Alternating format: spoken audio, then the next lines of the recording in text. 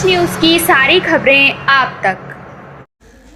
नानक बस्ती जो मेवाड़ में आता है उसमें एक बाप बेटे पूड़ी कचौड़ी समोसे बेचने का काम करते हैं। उनका सामने वाले पड़ोसी से झगड़ा हुआ क्योंकि सामने वाले पड़ोसी वहाँ के बीट कांस्टेबल के खास थे। सामने वाले पड़ोसियों ने कचौड़ी वाले के पिताजी के ऊपर हाथ छोड़ दिया, उसको थप्पड़ मारा, लेकिन पुलिस ने संज्ञान नहीं लिया। थाने में जाने के बाद उनका आपसी समझौता करा दिया गया। लेकिन जो बीट कांस्टेबल था वो इतना अग्गू था कि वो वहाँ से उनके गैस का सिलेंडर और दोनों भट्टियाँ उठा के ले गया और उसने कहा कि तुमने थाने में समझौता किया है, मुझसे समझौता नहीं किया, मैं तुम्हारी दुकान चलने नहीं दूंगा। उन्होंने कहा कि सामने भी तो ढाबा चलता है। कहते वो मेरे खास है, वो मेरे खास है, लेकिन तुम्हारा ढाबा नहीं चलने दूंगा, वो तो जैसे काम करते हैं करते रहेंगे। यदि तुझे ढाबा चलाना है तो 20,000 मुझे देने पड़ेंगे।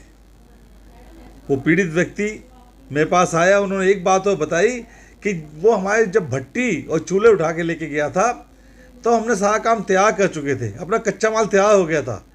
भट्टी और चूल्हे जाने के कारण हमारा 15,000 का वो नुकसान हो गया। 15,000 का नुकसान, पिताजी को थप्पड़ पड़ना और उसका 20,000 रुपये रिश्वत मांगना। बंदा दुखी, उसकी आंखों में आंसू। वो मेरे पास आया, उसने कहा भाई साहब इसका इलाज कीजिए, इसका समस्या समाधान कीजिए, एसएचओ को बोलिए, डीसीपी को बोलिए।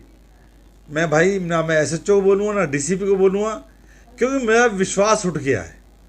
डीसीपी महोदय से मेरा विश्वास उठ चुका है, क्योंकि इससे पहले एक घटना हुई थी यहाँ पे। हम लोगों ने निगम की रेड करवाई थी, जिन 5 ठेलियों को हमारे निगम के अधिकारियों ने टेम्पो में चढ़ा लिया था। 5 पुलिस वालों ने उन ठेलियों को चढ़े चढ़ाए को नीचे उतार लिया और हमारे एमसीडी के काम में बाधा डाली।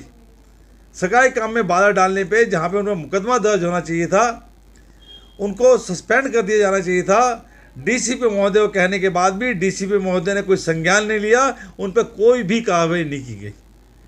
तो हमारा अनुभव था, हमें लगा कि डीसीपी महोदय कुछ करने वाले नहीं है। अगर डीसीपी महोदय को कह दिया गया तो दफा दफा मामला हो जाएगा, उनको सज़ा मिलने वाली नहीं है। हमारा विश्वास नहीं था।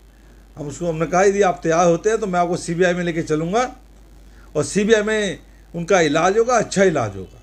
वो व्यक्ति तैयार हो गया। सोमवार को सीआईडी ऑफिस में हम गए सीबीआई में, और सीबीआई में जाके हमने बातचीत की। उन्होंने अपनी जो खाना पूर्ति थी उसको किया और खाना पूर्ति करने के बाद उन्होंने सारी जांच करवाई। जांच करवाने के बाद बुधवार यानी कल शाम को लगभग 5 बजे हेड कांस्टेबल अमित मलिक को पकड़ लिया गया। अभी नीरज वो फरार है, उसको भी पकड़ लिया जाएगा क्योंकि उसमें वो भी शामिल है। तो एक भ्रष्टाचार के अड्डे को हमने ख़त्म किया है और आगे भी हम लोग करते हैं, क्योंकि मोदी का जो कहना है कि भ्रष्टाचार के खिलाफ जीरो टॉलरेंस, मेरा हर कार्यकर्ता भ्रष्टाचार के खिलाफ जीरो टॉलरेंस दिखाएगा और ऐसे अपना उनका व्यवहार होना चाहिए जो हर व्यक्ति का ये व्यक्ति है जो कहता है ना खाऊंगा ना खाने।